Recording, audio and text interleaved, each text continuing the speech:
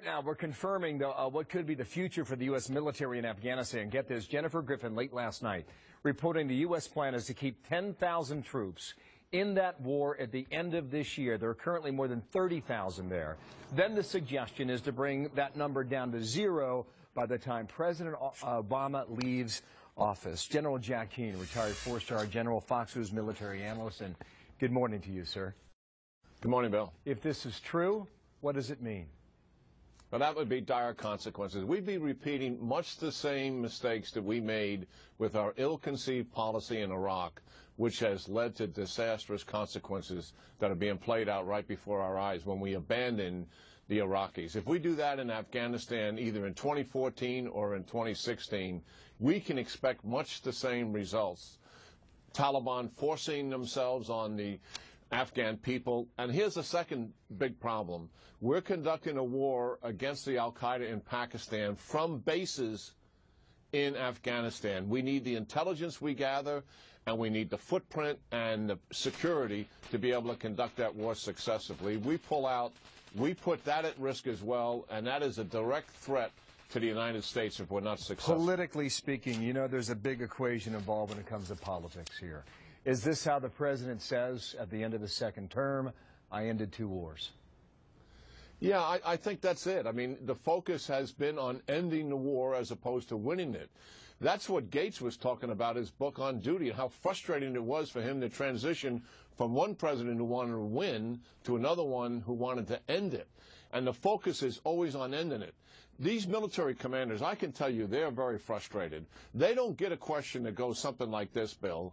Tell me what the forces are you need and how long you need them so we don't squander the gains. I don't want this thing blowing up in our face in a couple of years. Make sure we do the right thing here as we're transitioning out of Afghanistan. That question is not asked. What is done is the number that they provide and the length of time they want to keep the forces there are challenged. This number of 10,000 is below what they had recommended. This is the minimum. Listen, that's a revelation, General. And you wonder how you effectively fight now if you're told what to do, as opposed to ask what is the proper course based on the facts of the ground. I mean, you dealt with that your entire career, did you not? Yeah, absolutely. It just doesn't happen, Bill. Time and time again, these commanders are not able to put forward the kind of recommendations that they need to guarantee success and security in Afghanistan and in the region at large. And they're challenged based on the premise that it's more important to end as it is to win. And that's what we're really dealing here, and probably a political legacy, although that's not my expertise. Listen, from a military perspective, if that's the questions that are not being asked, how does that affect your ability to strategize, to fight, to win? Well, the fact of the matter is, ever since the president escalated the war in Afghanistan in 2009, he's made one decision after another to tie the military's one hand behind their back. So they've always been playing with half a deck, so to speak. And that's what they're doing here. They are frustrated by this time and time again because it makes it so much more difficult for them to be able to succeed.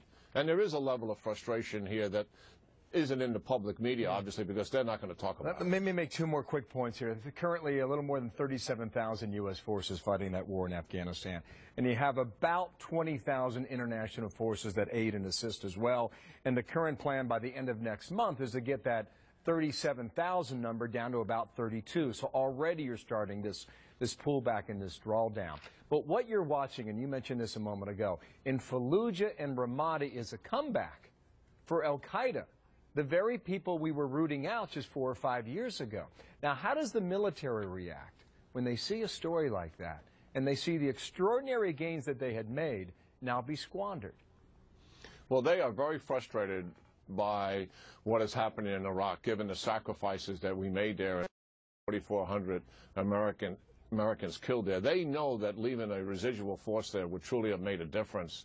And they also know that Malik is a nefarious character, but we would have had influence over him, and we also abandoned him from a policy perspective, not just by not leaving troops. this is being played out again in Afghanistan, and that's what concerns them so much, because they can see the dire consequences of these actions. There's no strategic thinking taking place in terms of where do we want to be 5, 10 years from now in Afghanistan and in that region.